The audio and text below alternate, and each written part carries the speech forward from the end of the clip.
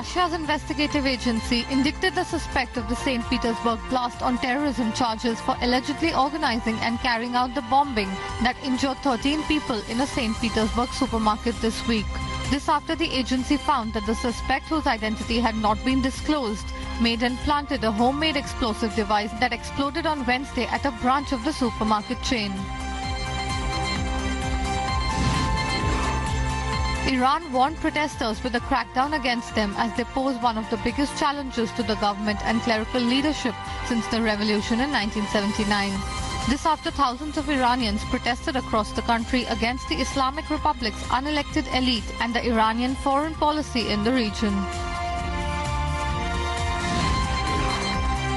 According to Iranian media sources, the government is all set to temporarily restrict access to some social media and messaging apps to control protests in the country. This after the government warned of a crackdown on any demonstrator or protester, fearing fear of unrest. Sources suggest that keeping in mind the higher security level, the government has decided to restrict access to messaging apps and Instagram.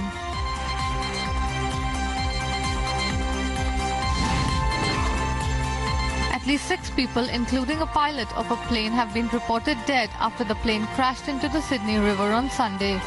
The cause of the crash has not been ascertained, nor have the identities of the passengers.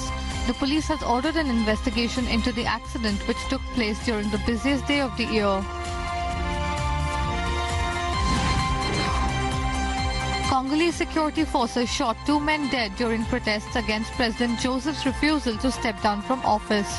This after the Catholic activists called for protests after Sunday Mass, 1 year after the president committed to holding election to choose his successor by the end of 2017, which is a promise that has now been delayed by another year until December 2018, which fueled suspicions against his intention. Ukrainian police freed the remaining hostages being held in a post office by a man believed to be strapped with explosives and arrested the hostage taker after an hour-long standoff. The president took to Twitter to make the announcement. None of the hostages were harmed, informed the police.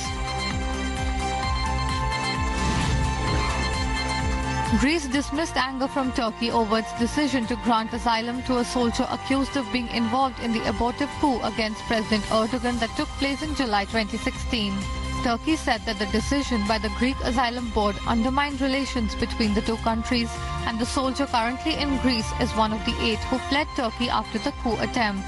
Turkey also accused Athens of harboring what it termed coup plotters, which is a charge that was denied by Greece.